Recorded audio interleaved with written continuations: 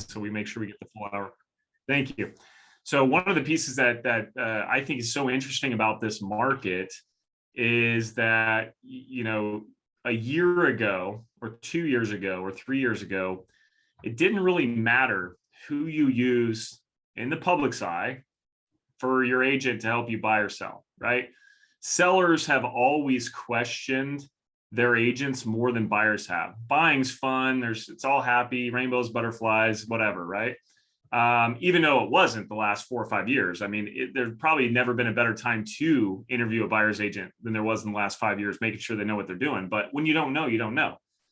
But what's funny is sellers were a lot less picky because anyone could sell my house, right? And so now today they recognize that, well, wait a minute, like, how are you qualified to sell? What are you actually going to do? Well, what about this objection, that objection, this objection, right? We have rates being too high, prices are falling, the economy, Russia, Ukraine, blah, blah, blah, right? Like all these different things. And if you can't overcome those objections, then you're not going to list that property. And so let me go just for 20 more seconds here. And then I want your thoughts on this. Then we'll kick off this meeting. So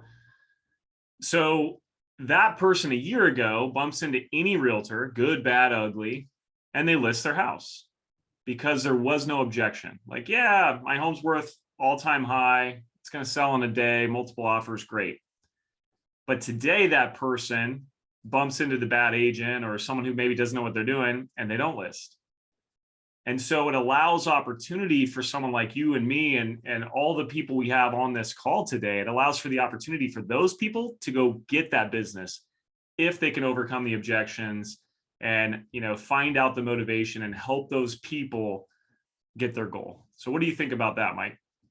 I think you're spot on. I think there is a huge layer of rust all over the agents who were really, really successful in 2018, 2019, 2020, because whether you were on a team or getting leads or you were an independent, whatever you were doing, you're right. The business was kind of coming to you. You weren't really in a position to ever have to go after the business, or at least for a lot of us. So there's this layer of rust of we forgot how to set expectations.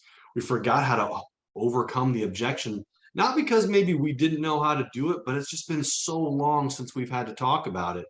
And in that span of time, and I think we're going to talk about this on the subsequent days, in that span of time, the consumer has gotten very smart. And there are choices.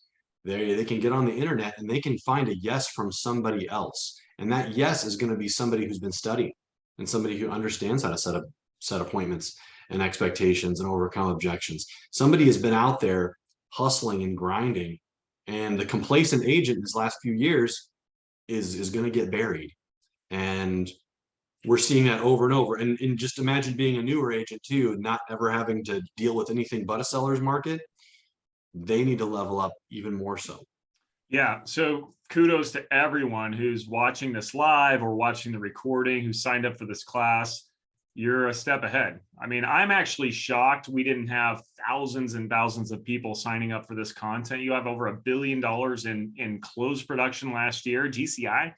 Like, come on, it's wake up. So kudos to all you who have woken up and understand the market shifting, and you better shift with it or you're going to shift out of it. So I'm Chase Craig. I run the Own Boise team here in Boise, Idaho. Mike Shaw is the lead trainer. You want to tell them where you're at in St. Louis, Missouri? Yep, we're in the St. Louis metro area. We big Zillow team, but we've got about 85, 90 agents, and we're keeping our heads above water. So he's seen some real estate is what he's getting at. So if you can type in the chat, I haven't seen anyone type anything. Just show me, like, just go type something. I guess. Oh, there you go. Maybe I'm on everyone now. Check. Let me just make sure chat's working because we're going to be interacting with you guys. Hey, Shauna, Monica, Alex. Awesome. Thank you guys so much. I appreciate it. I didn't know if Mike and I were just talking to ourselves. So, okay, cool. So today's agenda, we're going to be going over mindset, daily habits of a winner, scripts for today's market, and becoming the local expert. Without further ado, we only got an hour and Mike and I both have a ton we want to share. So I'm going to get us kicked off here. Okay. So Mike, I want you to role play with me a little bit. We're going to start with mindset, okay? and this is something I've had the pleasure of teaching. I don't know, hundreds and hundreds of times. And every time I teach it, it hits a little bit different for me as the teacher. So please pay attention to this. And if you have questions or thoughts or anything, type them in the chat as we go through this. So I want you all to imagine, okay, the busiest place in your town, St. Louis, Missouri, Mike, where you live, like you got to go see 1,000 people today, right now. Like, where could you go? Well, I'd probably go downtown to a sporting event, or I'd go to. Okay, sporting event. We got the St. Louis Cardinals. We got you don't have the Rams anymore. That's been a while. No, It's dating me. It's okay. Okay. Blues, hockey. Blues. Okay, cool. So you go to a Blues game, and I tell you, Mike, you got to go ask 1,000 people for $10. Okay, first of all, what's going through your head? You got to go ask 1,000 people for $10. I don't want to do that. Okay. Yeah. Okay. You don't want to do that. Probably not on your top 10 things that you'd like to do right now. Okay, cool. So when you go ask them, so Mike, can I have $10? Sure. Oh, you give me $10. Okay. What are most people going to say? Mike, can I have $10? No, I'm playing with you. No, I don't. Who are you? No. Yeah. Get away from me. Okay. Yeah. Okay. So inevitably though, if I ask 1,000 people for $10, someone will give me $10. So you're right. I mean, I'm going to get 10 bucks. When I ask you for $10 and you tell me no, how do you feel as the person being asked for money? Rejected. Okay. Well, that's the person I asked. Oh, I'm sorry. I'm still warming up today. That's all right. I feel fine. I'm losing money if I give a stranger money. Yeah. Yeah. Are you excited that I came and asked you? Or are you uncomfortable? Comfortable or uncomfortable? Uncomfortable. So I made you uncomfortable. You're not very happy about it. Okay. And then you took the words out of my mouth. I feel rejected. I feel maybe like I'm not worth it or whatever. Right. Okay. Let's flip this a little bit now. Go to that Blues game, but I set you out front with a pallet of gold bars. Okay. So you got 1,000 gold bars. Mike, would you like a gold bar? Absolutely. All right. Mike, number 2, you like a gold bar? Yes. Everyone's taking the gold bar, right? Inevitably though, if you ask 1,000 people if they'd like a gold bar, someone's going to say no. Would you agree?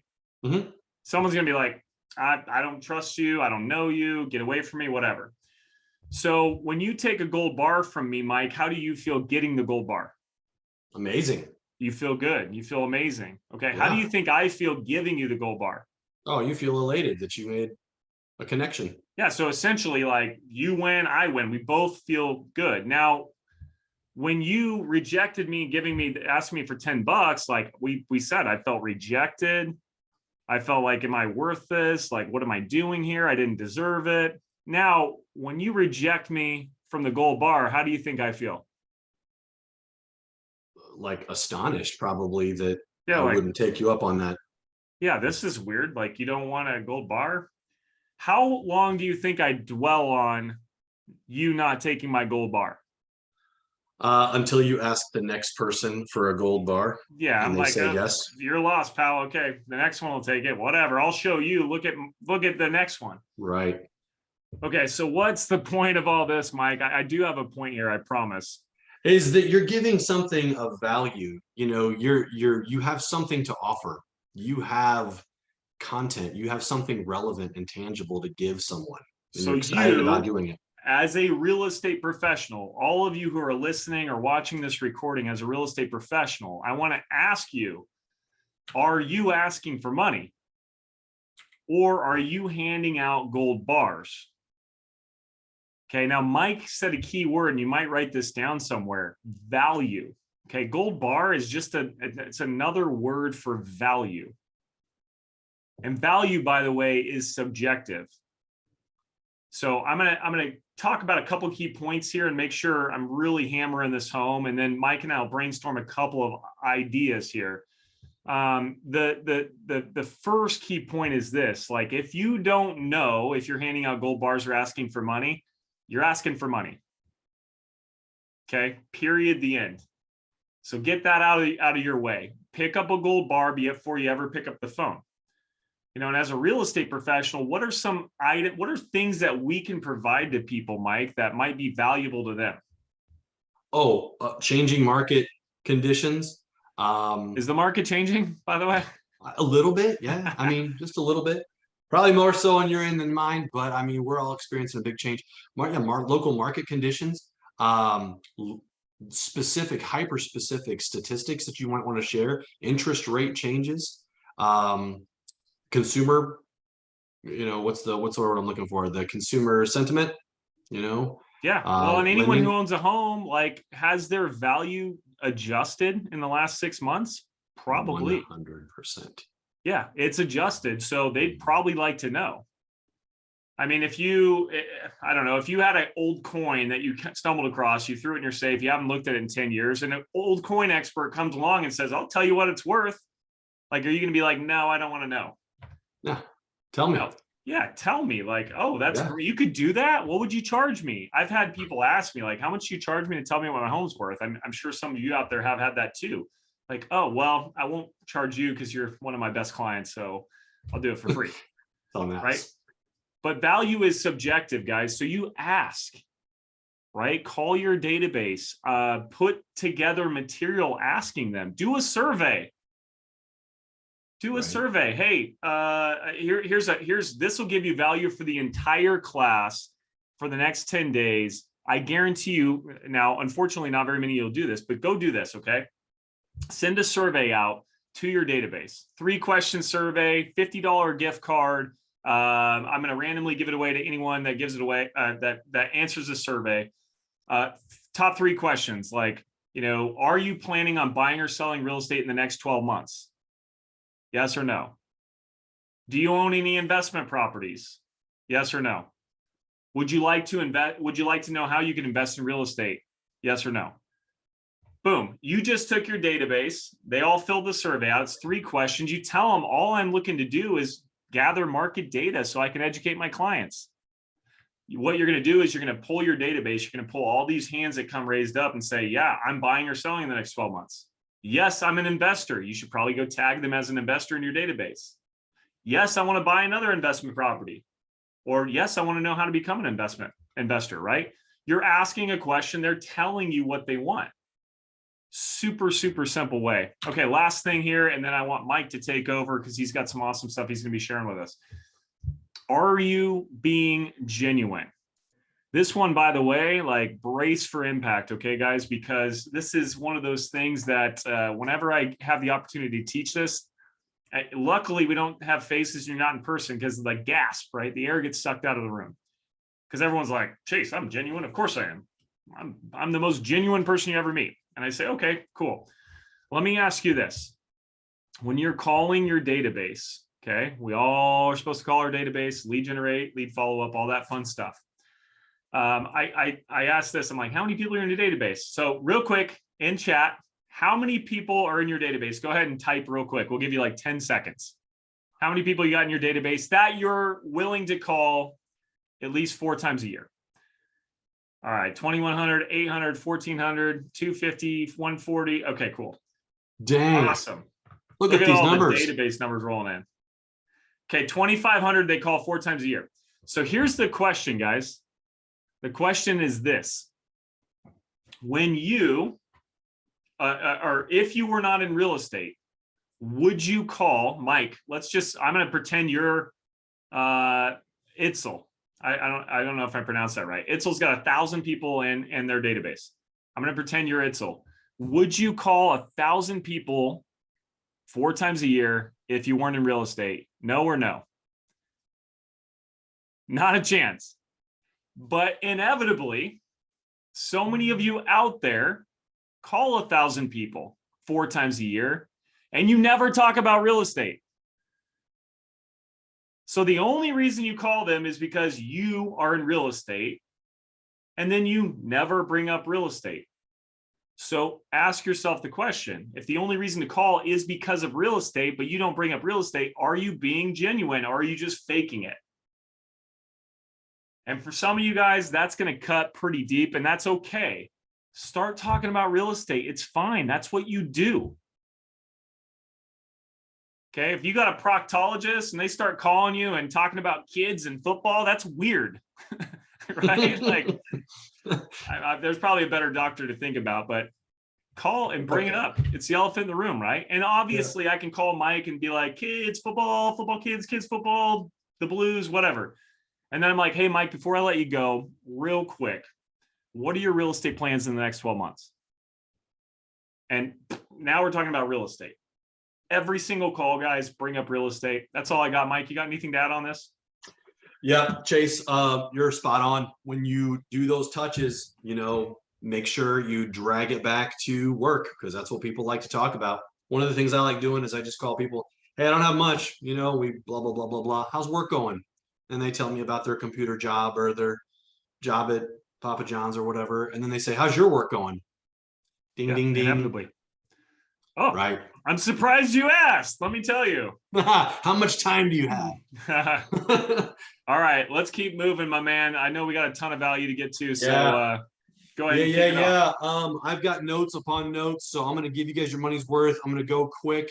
If there's something that you want me to expand on, I can't slow down, but I will do that later. Let's talk about daily habits of a winner, and let's focus on daily habits of a winner. And Craig talked about this yesterday. You asked, what's your why? Your why is, guys, I'm going to answer this for you. Your why is because you want to be your own boss. That's why you got into real estate. That's why you do what you do, is because you want to be your own boss and you want to make lots of money.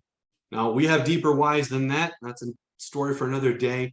But when we talk about daily habits of being a winner, you have to figure out, am I making this a habit? Is this something I'm going to do every day? And there's a lot of intricacies with that, but it all starts about doing things that keep you productive, not busy. And I don't know if I can control that slide or not, but when we talk about being busy versus productive, think about this for a second. When you're on the elevator with somebody at your office or whatever, and you got 30 seconds to explain to somebody how the market is, or they say, hey, are you busy? And you're like, oh gosh, I'm so busy. What are you busy doing? Now, just like Chase said, this might cut a little deep, and I don't mean to be intense. I know we don't know each other, but I'm going to just throw it out there for you. If you don't keep a calendar, we're going to have to just start here for a second. If you don't keep a calendar and you don't time block for things, you're doing it wrong. Okay. I want you to do me a favor, not right now, but after this meeting, why don't you go into your calendar or your planner, or go buy one, and write down everything that you do in a 24-hour period. I mean, mark it down to like eating a snack, going to the bathroom, prospecting, showing houses. You would be surprised, number one, how many things that you do that are not related to making money. And number two, you'll realize how many gaps there are in your calendar where you could be either reinvesting that time into your business, or you could be doing something productive. Like taking a nap or working out or walking your doggy, whatever it is. But if you're not in the business of time blocking things, you're just doing it wrong. And if you do have a lot of things that you time block that you just can't take care of, you're probably in a position now where you need to start delegating. And then Craig talked about that too. There's different models where you might need to hire somebody, or you might need to identify something as a time waster and stop doing that. Okay, but real estate's 4 things, guys. And correct me if I'm wrong, put this in the chat if you think it's about something else, but real estate's about 4 things. And one person really can't take on all of it, which is why we have teams, why we have big brokerages. But the number one thing that you really need to focus on in real estate is lead acquisition. Then you've got marketing, then you've got the paperwork and the follow-up, and then you've got the glam, you've got the HGTV, you've got the sexy stuff in real estate, which is why we got into real estate to begin with. Showing houses, negotiating, writing offers, all that fun follow-up, listing appointments, all that good stuff. Which one do you like doing the most? Put that in the chat real quick, 10 seconds. Do you like doing lead acquisition, marketing, paperwork, or the glam? The glam. So my brother thought, he's like, man, I wish I was a realtor. I go golfing every day. Yeah, baby. And you know what? You nail it, Chase, when you say that you got to be focusing on these money producing activities. And that number one thing is lead generation. You got to earn the right to follow up. So if you're busy doing PowerPoints and photoshopping and taking your own photos and all, tooling around, doing the stuff that just isn't really making you money, but you expect to be a full-time producing agent, you just don't have time for the HGTV stuff. You don't have time for the follow-up. So there's some other things, when you look at your calendar, you got to ask yourself some hard questions. Does my calendar have follow-up built into it? Is that a daily thing for you? Spoiler alert, should be. Going on appointments. How many people are you meeting per week? If you're prospecting every day, but you don't find yourself going on many appointments, that might be a coaching opportunity for you. Ultimately, writing and negotiating offers is another income producing activity. And believe it or not, some people hate these words, but scripts and role play can be your best friend because it puts you in a position to strengthen your language. That way, when you do your prospecting and you do your follow-up and your appointments and all the HGTV glam, you sound good and you look good and you get people to say yes quicker. So let me ask you a question. Are you controlling the day or is the day controlling you? Chase, what I do you love think, it, man. I think a lot of people are going to go do that calendar exercise and be like, man, I go to the bathroom a lot during lead gen. I only have to pee during lead gen. It's amazing how often that comes up, right? Can I tell you guys just a personal thing? I'm still in production, but I got out of production in the capacity of high production 2 years ago. And when I would wake up, I would look at my day as a tale of two jobs, right? For some people, the first task that they need to conquer is getting up early. But what I like to do is I like to get all of my follow-up, my prospecting, my deals in progress, my SOI calls, all that grind done. And I wanted to get it done by 1 p.m. Central Time, right? So 11 a.m. your guys' time. But I wanted to get all my stuff done because I wanted to be free. Now, I wanted to have a time to show houses and set appointments and all that stuff, but I needed to have efficiency in that first half of my day because I had another job to do. Right. And I think what we do is we see ourselves getting too busy for things. And the first thing we stop doing when we get busy is we stop doing the things that got us successful in the first place. So I want you guys to look at your calendar. I don't want to belabor the point. Look at your calendar and decide what's on there that's income producing and what's on there that's just a time waster. Get all that crap done before the day gets too long so that you can go enjoy yourself or be prepared for that glam. Yeah, a fun and easy exercise. I say fun, I guess. I don't know. It's kind of nerdy fun. But if you want to go look at it, like, first of all, document your day every day. So like, if you've never done that before, you can try and go back, but just do it today going forward. Like, not what you intend to do, but what you actually did. Then you can go highlight these things and just highlight your calendar in green anytime it's one of these 5 money-making activities.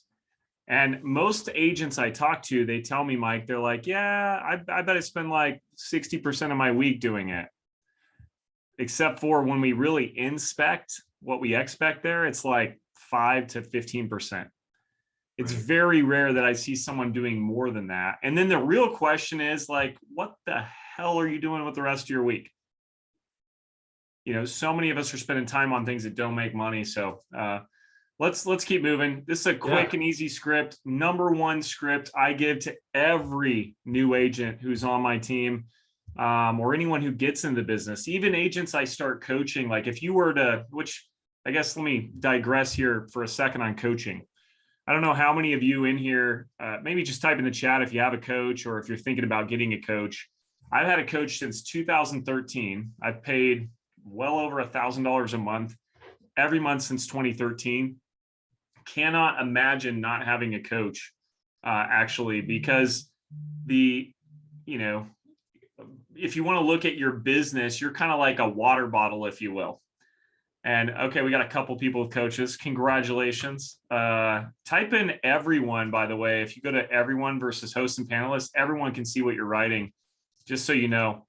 But yeah, coaches are phenomenal. They've changed my world. Back when I first started coaching, I think my GCI in 2013 was like 250K. And, I finally got to the point where I was netting over $1 million in my real estate business, which is, I attribute a large portion of that to having someone on the outside of my water bottle, right? They could see my label. I'm sitting inside the water bottle. I don't really know what's going on, but they can come from an outside perspective and help me. So this is one of the first things I do, even with seasoned agents, is this exact script we're talking about here, the database qualifying script. Okay, it goes very simple. So I have a good conversation with Mike. Football, kids, Blues. Sorry, I want to say Blue Jays. It's not Toronto. I know you're the Blues. Close. Sorry, I'm not the biggest hockey guy. I love watching hockey in person. Favorite sport to watch in person. So we're talking. Okay, before I let Mike go, though, had a great conversation. This could be someone who has been in my database for years. This could be, I'm brand new in real estate and I'm just establishing my database. This could be, I bumped into someone at an open house and I followed up with them. Whatever the case is, this is someone I intend to have future conversations with. And I say, hey, Mike, before I let you go, when it comes to buying or selling real estate, I'm just curious, do you have an agent that you refer to? No, I don't. Okay. Well, hey, I know based on this one phone call or meeting or whatever, I obviously haven't earned the right to your business, but would it be okay if I kept in contact with you about real estate in the future? Absolutely. Thanks for asking. Yeah, of course. Of course. So is this the best phone number to reach you? Best email? From time to time, I come across valuable real estate information. I'd love to know where I can mail that or email it, right? Yeah, you got it. That's the script. Now, guys, I saw these databases rolling through. I saw everywhere from 140 all the way up to like 15,000. Okay. If your team's big enough, if you're in a world that's big enough, like Mike's world, how big is your guys' database, by the way, Mike? I think we're pushing 60,000. 60,000 people. Now, I already know you're not calling 60,000 people 4 times a year consistently. That's probably a smaller portion of that database that's being called consistently, maybe like a fifth of it or something. Well, you'd be surprised. We need to work on that. Okay. Well, they got some opportunity. Full disclosure. Yeah, we're all human here. That's why you got a coach, man. That's why we hire coaches. They can help hold us accountable to stuff. So, but the point is, though, you guys with those databases of 1,000 people, and if you're a solo agent and you're calling 1,000 people, that's 4,000 phone calls a year. If you're touching them 4 times a year, which is highly recommended by pretty much any expert in the real estate coaching business, they're going to tell you touch base at least 4 times a year. About once every quarter, they're going to kind of forget who you are. And even the ones, if you call them 4 times a year, they're not answering 4 times a year, right? The answer rate's probably less than half. So you're only actually talking to them a couple times a year. But here's what you would find if you had 1,000 people in your database and you went through with this database qualifying script. And I run through it and I'm like, Mike, do you have an agent you referred to? And Mike's like, yeah, my sister. I'm probably not going to get the business over Mike's sister. So there's one less person I need to call 4 times a year. It doesn't mean I stop following up with them. I can have them in my touch plans or my drips or whatever systems you have touching them. But I don't have to call them 4 times a year now, which gives me more time to call the people who don't have agents as their sister, right? Like you might be thinking, but Chase, I go to church with these people, or they're on my softball team, or I was in the same sorority or fraternity or whatever. I don't care. Okay. Things change. You know how many people have been licensed in the last 2, 3, 4, 5 years? Hundreds and hundreds and hundreds of thousands of realtors have been licensed in the last few years. Things change. Check often. ASIL. I don't know if I pronounced that right. I really apologize if I didn't. But yes, you will get these scripts. A link to the full script will be available after the class, sent via email. Same with the recording, by the way, guys. So cool. Any other thoughts on this, Mike, before we keep moving? There's a section of your database, guys, that isn't good enough to get a phone call from, right? But they're good enough to be mad at when you find out they bought with someone else. Oh God, that now that cut me deep, man. When I'm driving through the neighborhood and I see someone else's sign in their yard, and I'm like, "Are you what?" It never gets old. Never gets old. And what's funny is I haven't called them. It's a rage you can't describe. Yeah. Think about that though. I mean, your SOI, or I'm sorry, sphere of influence. Your database. They will buy with somebody else that sends them a refrigerator magnet. Okay. Yeah, or right place, right time, right? Like if you're not calling them 4 times a year and you know, they happen to bump into Chase or Mike. If I bump into Mike at a party and you're in, and you're my realtor, but I bump into Mike and Mike's a pretty damn good realtor, and the timing's right, maybe Mike just sells me a house. Right. Yeah. So, if you had been kept in contact with me and obviously like earned the right, I mean, no, Mike, I'm really loyal to Shauna. I mean, you know, she's put a lot of time and energy and effort into get my business, and she's my realtor. Right. So, all right, let's keep moving. All right. Hey, this slide probably makes some of you nervous, and it shouldn't. Listen, hey, before we start here, let's just like, let me take off my coach trainer hat. We are not Google. We are people. We're human beings. We don't know everything. And I think when we start seeing handling objections and objection handlers and all that, we freeze up a little bit because we think, how can I be so good to know every single problem or question that everyone's going to have? And not only that, but be able to answer it fluently and effortlessly on the spot. You can't. You can't. But you can practice this stuff. And sometimes the best answer to something you don't know is what? Can anybody answer that for me? Put that in the chat. What's sometimes the best answer? See if anybody can get this. There it is. No, There it is, Alex. First try, Alex coming in hot. Hey, Oh, you guys can't see it. You got to type everyone. I had a gold star somewhere. I'd give it to you. Hey, Alex said, just tell them what he said because they didn't see it. Oh, Brian got it right too. Yep, I don't know, but I'll find out, or I don't know, but yeah, let me find out. Great question. Let me get the answer for you. Yeah, exactly, guys. And if there is a situation where, yep, there you go. Look, you guys are awesome. I don't know, okay, because we don't know. But look on the side here. These are some common objections, and feel free. You guys are in different markets than I.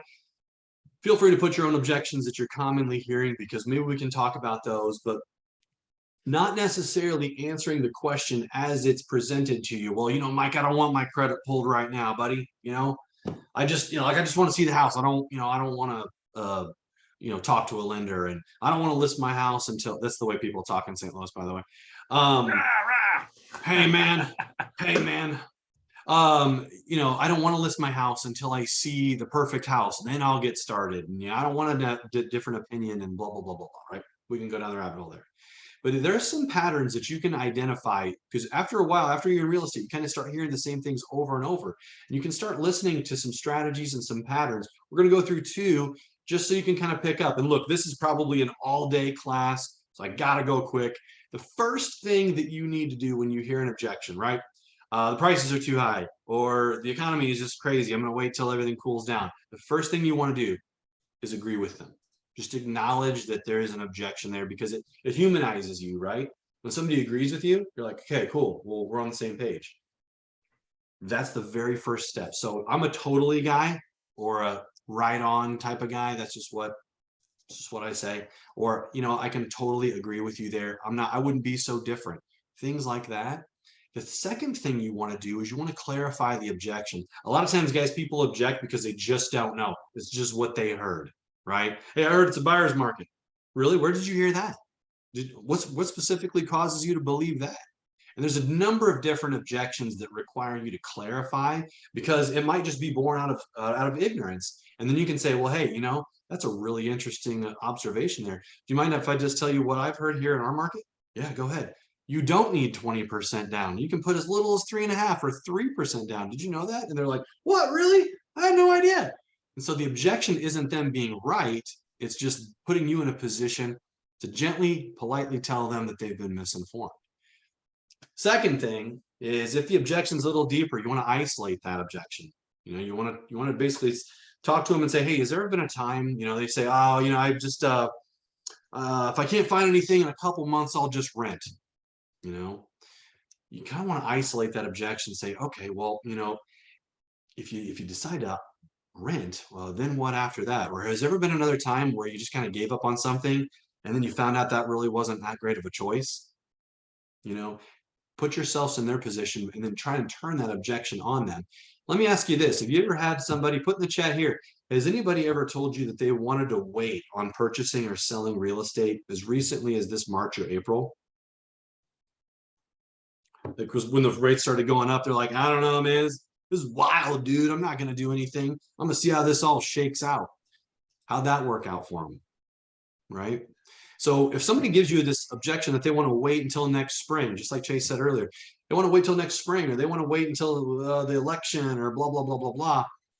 What happens if you wait and you pass up? If there's the perfect home that hits the market in that time that you say you want to wait, should I just not forward that to you? Oh no, Mike, I don't know. What would happen if the rates go up a little bit more? Would that make you upset? Yeah, it probably would. Okay, cool. Isolate that objection and really dive in, because then it kind of reveals the deepness of the objection itself. And then the last thing you want to do is educate them. I use a term here in the Midwest. Sorry if somebody else has invented it before me, but I like to call it data to dialogue. I don't try and invent anything new. I just use the data that I have and I spin it into an effective dialogue. So if somebody tells me, man, I heard it's a buyer's market here in Chesterfield, Missouri, or Boise, Idaho, really? Well, hey, look, I've got statistics here that show that, the average house is only in the market 11 days and it's selling for 5% over list price in this specific zip code. That's an easy objection handler there. We could go a layer deeper there and even talk about level shifting. Google that if you want to, but level shifting. Sometimes people freeze up and they just call it quits. This isn't right for me. I don't want to do this. I don't want to invest in real estate. I don't want to build wealth, et cetera, et cetera, et cetera. Sometimes you have to take that level and drop it all the way down and say, hey, Chase, why did we begin this journey together 3 months ago?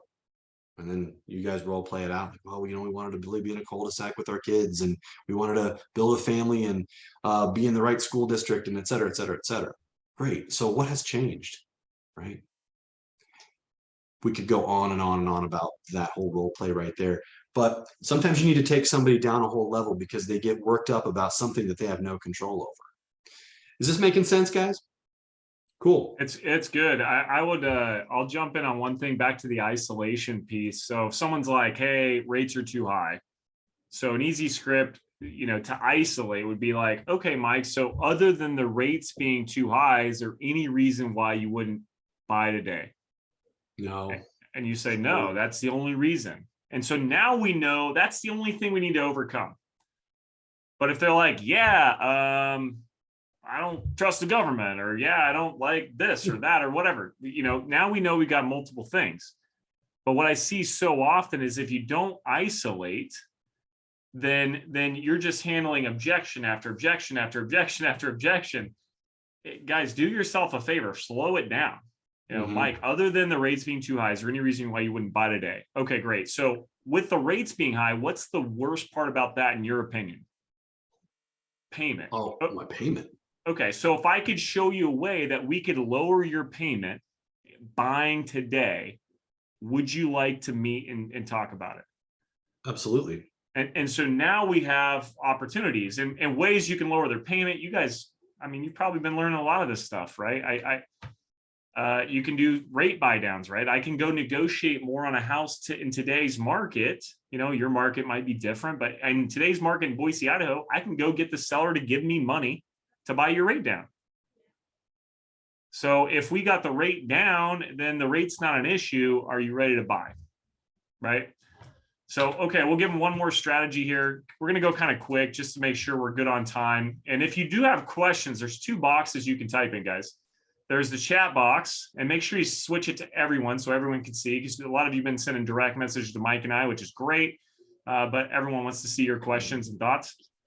If you have questions, put them in the Q&A box, and we'll either handle them at the end or when it makes sense. So I'm going to go over the feel, felt, found strategy real quick. And we'll use the same exact scenario. So we'll say, interest rates are too high. Mike, I can totally understand. So I'm still acknowledging, and I'm even using totally. I'm from St. Louis apparently.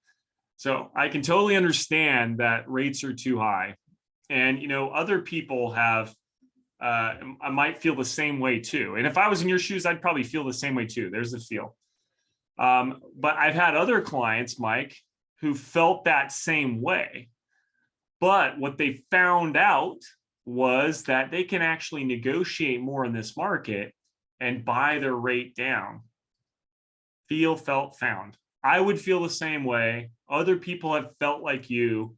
but what we found, or what they've found, makes sense. Feel, felt, found. Guys, either one of these strategies is phenomenal. It works. Whatever one you're going to work is going to work. So figure it out. And by the way, you know, back to those 5 ways you make money. The last one was script and role play, right? You've got to script and role play this stuff. Don't expect to be on this call for 5 minutes and then you're going to go out and first call you make, what feel, felt, found. Like, practice this stuff, guys. Yeah, be a student. Be a student of real estate. People. Yeah. And going back to that calendar, if you have a gap in your calendar and you know in your heart that you need to freshen up on some scripts or to be a better student of real estate, that is your flex time to insert professional development. I love it. All right, here we go. Am I running this one or are you running this one, Mike? You want to tag team it? Yeah, for sure. Go ahead. Go ahead, you start. First things first, Mike kind of already hinted at this on your calendar, but nothing should exist until you're done with lead generation.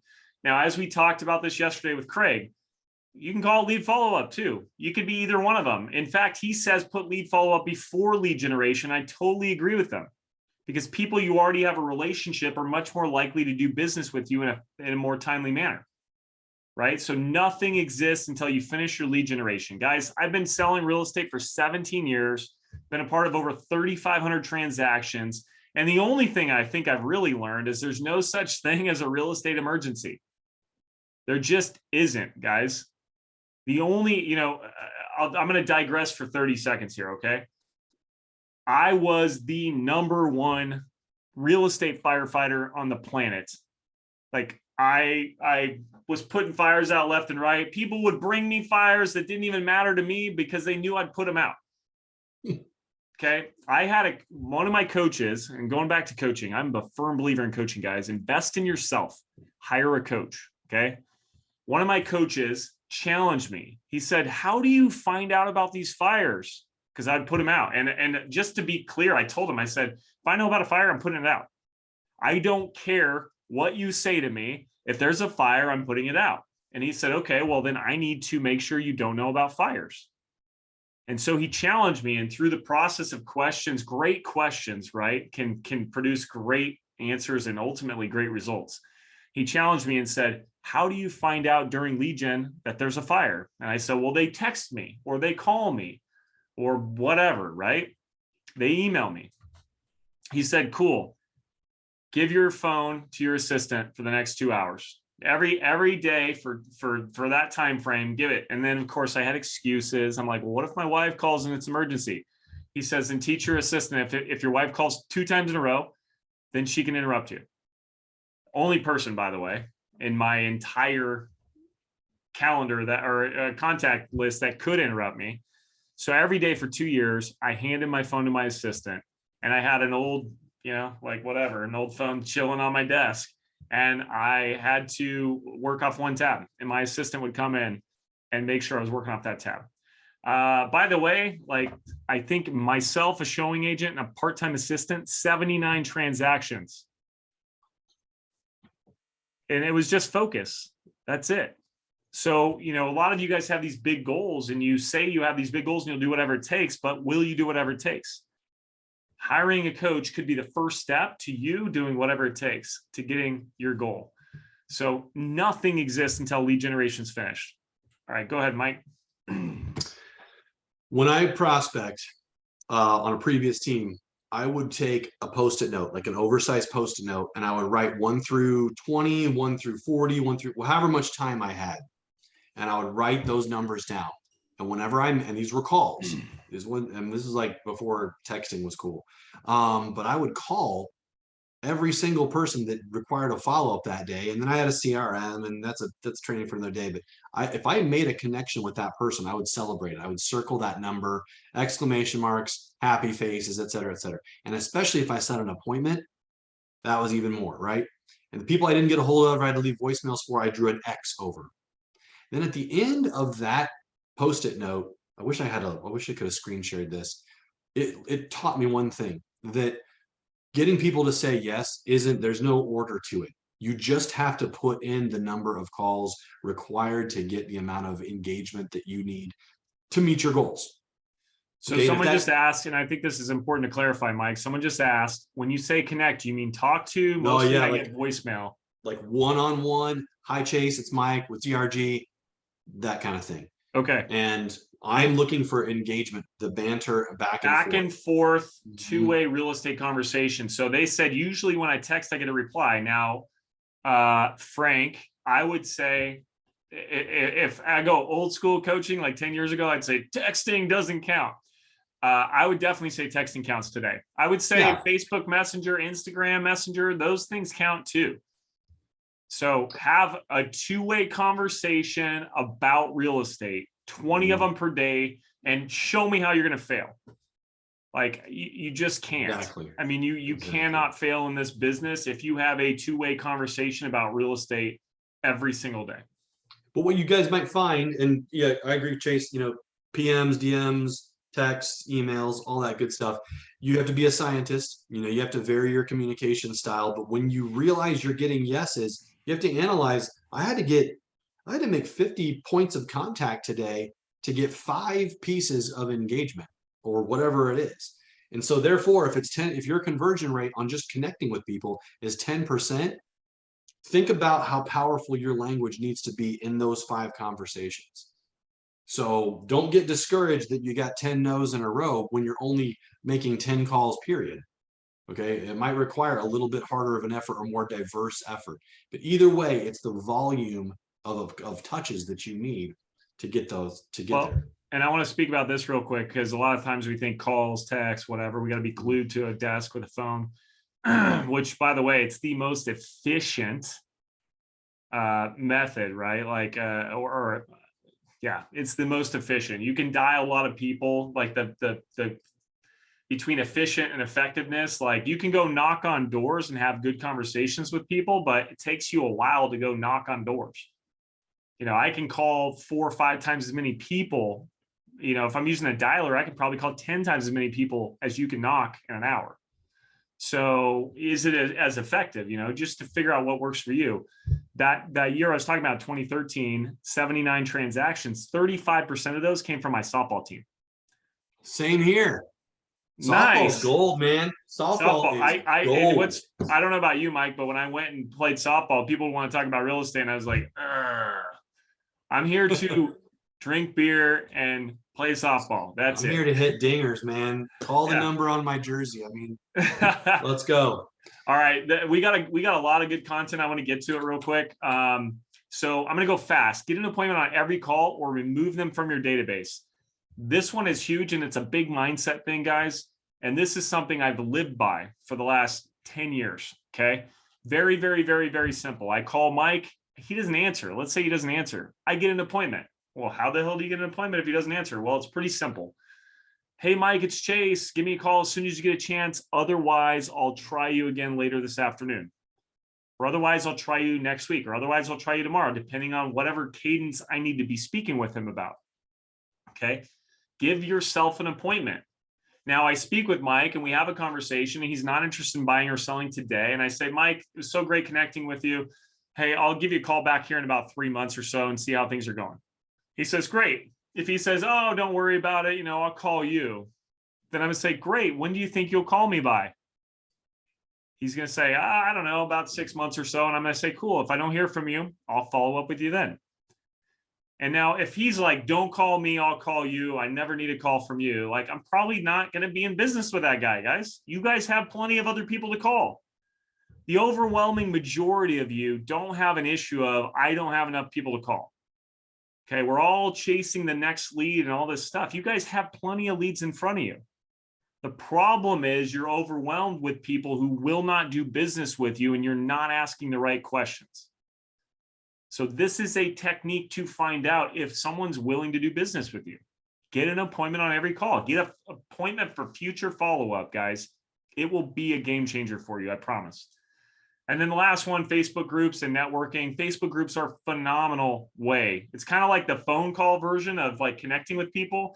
The Facebook groups is the same way of networking, right? Like you can get into 3, 4, 5 Facebook groups and network phenomenally versus like a chamber of commerce. They only meet once a month or once a quarter or whatever. and you're one of, you're listening the whole time, you don't really have a lot of opportunity to engage because you're at a lunch or some cocktail thing. You can only talk to 5 or 10 people. A Facebook group that you have interest in, like for me, I don't know if you can see this up here, but I enjoy whiskey, and people who also enjoy the finer types of whiskeys happen to buy and sell real estate. So that's a Facebook group. I can go in and talk whiskey with people. And by the way, they know I'm in real estate and they might choose to buy or sell with me. Like, be strategic about the groups you get involved in. Yeah. Okay, Mike, you're going to bring us home here with the realities. Let's get brutal here. Okay. Number one, these are the realities of conversion. Whether you get leads, whether you do open houses, however you get your leads, whatever acquisition that is, here's the 4 things to remember. Number one, they're not a lead until you talk to them, right? That's why it's called prospecting, not leading. You've got to make this a daily habit. You've got to incorporate this into your business. Stuff is not just going to happen to you, right? 2, you guys know where I'm going with this? We've literally just talked about this. I think the phone call in 2022, 2023 is like the old school handwritten note. People want to hear your voice. We were indoors for 2 years almost, right? At least here we were. It's fun. It's fun to talk to people, right? It's fun to share information. So you can't spell conversion without conversation. I made that up, by the way. I'm just, I want quarter every time someone says that. Anyway, so pick up the phone. Sometimes we're too quick to text, and that's okay, right? Because texting is how we live. But sometimes things get taken out of context. And when you're asking for business, sometimes that's better done with your voice, right? Number 3, if you ain't fast, you last. Speed to lead, guys. People don't want to hear what your schedule is like. They want to hear a yes. They want you to show the house. They want to meet with you. You're pushing the pace, right? You guys familiar with racing? I don't really care, but if you are the pace car, everything else follows you. Okay? You've got to be very efficient here, because this is where the speed at which the world moves is where the battle is won and lost. Hey, Mike, I got to add something here. Yeah, go ahead. Because this is huge. This particular one, a big complaint I get from agents on my team or agents that I coach is they're like, well, I was in the line at the grocery store, or I was this or that or the other. And I would say this, guys, and you might choose to write this down. People don't need to necessarily be taken care of right away, but they need to know they're being taken care of right away. And so let me reframe that, okay? Like, if Mike calls me right away and says, hey, Chase, I'm actually checking out at the grocery store right now. Can I call you back in an hour? I'm good. Because I know right away, Mike's my guy. Now, if Mike doesn't answer the phone, I go to the next sign, call them again, or I go to the next website. For some reason, I sign up on 78 websites thinking they're all going to have different real estate photos for me, right? Not knowing the difference.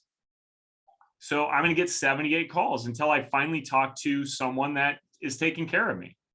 So guys, go out of your way. Get your script down. Mike, I'm so sorry. I'm checking out at Costco right now, but I'm really excited to speak with you. I just want to let you know I'm going to call you in about an hour. Does that work?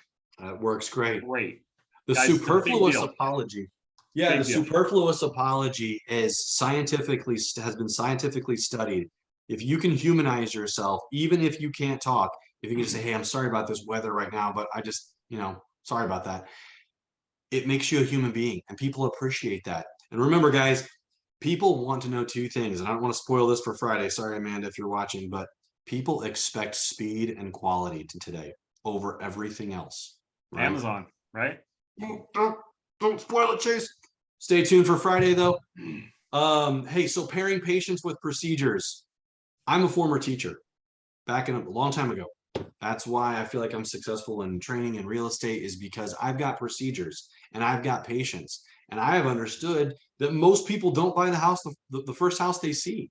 Most people need a time to think. They're shopping, right? They don't want to be bothered because they're on the internet, right? That's the whole freaking point.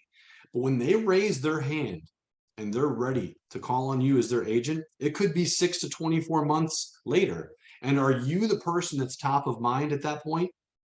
Maybe the answer is no. But my question is, why aren't you're going to be in real estate in 6 to 24 months from now, 6 to 24 months from now. why don't you have a drip or some sort of campaign or some sort of CRM telling you to be there for that person when they raise their hand? Okay. So there is no magic wand of conversion, guys. It's just up to you to be there when the time is right. Be that refrigerator magnet. So if it's not somebody you want to follow up with 4 times a year, I think the answer is tough. Do it. All right, so we're going to bring this home real fast. Here's just some stuff you need to look at. And Mike, just jump in. I'm going to go through them all real quick. You jump in if there's something you want to add, but be the local market expert. We talked about gold bars and asking for money. Guys, you need to be the economist of choice. That's what you need to be. And real estate is so local. You know, understanding the macro economy is a very big deal, but Mike just said, he's like, our market's probably not as bad as yours. Or yeah, exactly. That's what you said to me. Like he knows his market. I know my market. You need to know your market. So check the MLS every single day. Study rates. Don't Google them, by the way. Find a rate source for your area. Maybe it's like a local credit union or your actual lender that updates them regularly, and check them out every day. A fun fact, about 6 months ago when rates were starting to tweak pretty quickly, I Googled rates, and when you Google it, the average was like 6.5, but the actual rate my clients were getting at the time was like 5.75. So Google is what your clients are probably doing, and they're like, damn, rates are high. And if you Google it right now, go check it out. Just check Google and then check your actual rate source. It's a big, big, big difference. So preview X amount of new listings every week. The more confident you are on what's happening in your market, the easier the conversations will be when you bump into a buyer or bump into a seller. If I go sit at Mike's house for a listing appointment, I'm competing and I'm like, oh yeah, I've been in that house, or I went inside of that house. It's a big deal. And track pertinent market stats, list to sell ratio, days on market, months of supply, active listings, price reductions, new pendings. All that stuff's important. There's actually plenty more you guys can go do, go research, and then figure out a way to communicate this. Okay, you got all this data. How are you bringing it up in your real estate conversations every day? Okay, you know, when you can speak intelligently to a seller and they're like, yeah, I want to try, I don't have to sell. And you can say, well, actually, this person tried and look how much they had to lower their price. Right? Do you want to be them, or do you want to be the one that sells it? So anything else on that, Mike?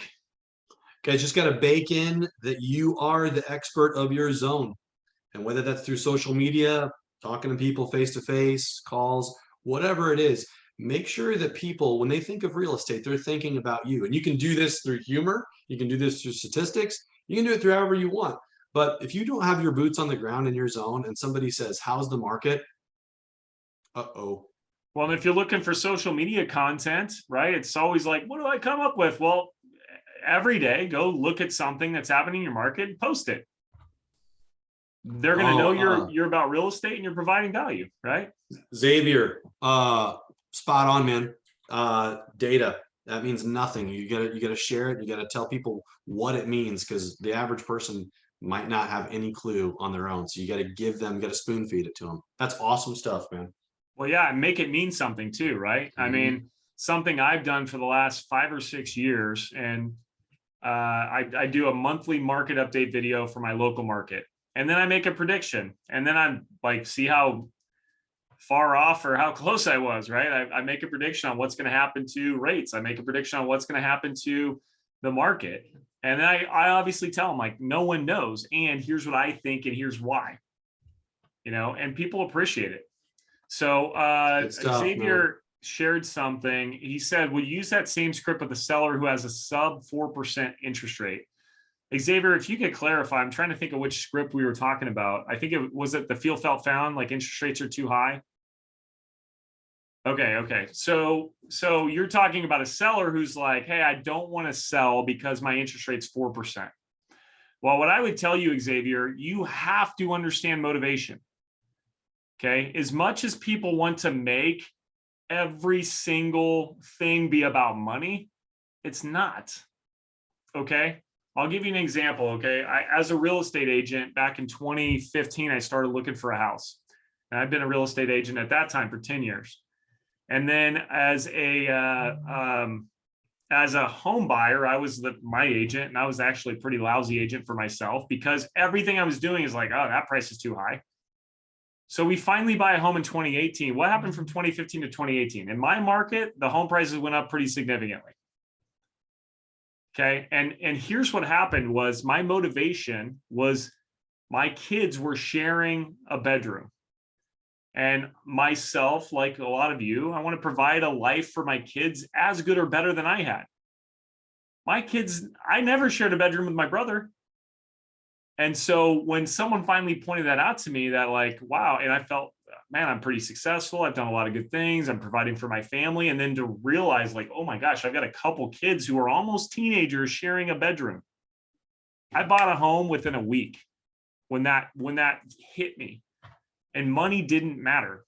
So Xavier, when someone's like, well, I got a 4% interest rate, I want to go ahead and hang tight. Then I say, well, okay, well, what's causing you to even consider moving in the first place? Right. And you're muted, Mike. That's a great level shift right there. Yeah. What's causing you to even consider it? So I know we're over on time. It's been a pleasure, guys. Thank you so much for letting us take over today's coaching call. Mike, you're a phenomenal coach, man. You're coaching 95 agents doing 1,700 deals last year. Dude, you're the man, man. I learned. Notes. I can't even tell you the 3 things. I'd be embarrassed to tell you the 3 things I just learned from you. So you're great. Well, always hey, learning. Always learning. It's a pleasure, guys. Thank you for hanging out. If you are interested in getting a coach, I hope you took advantage of that you can always reach out to Bella. I firmly believe that I've came really, really, really far in my real estate career. And a lot of that's been due to the coaches helping me unlock my potential. And that's what coaching does, is helps you unlock your potential. So, go get what you deserve, guys. Okay. Totally. Thanks, Mike. See you guys. Thanks, Bella, for putting Thanks us again. on too. See ya. Take care.